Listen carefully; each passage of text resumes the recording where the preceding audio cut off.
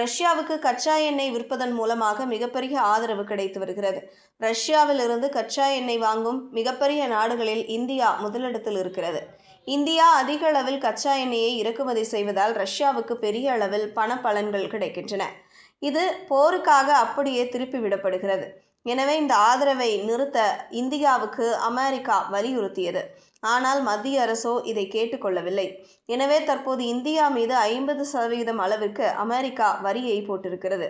இந்த வரி விஷயத்தில் இந்தியாவுக்கு நெருக்கடி ஏற்படுத்த அமெரிக்கா முயற்சித்து வரும் நிலையில் போர் பஞ்சாயத்து முடிவடையும் கட்டத்தை நெருங்கியுள்ளது.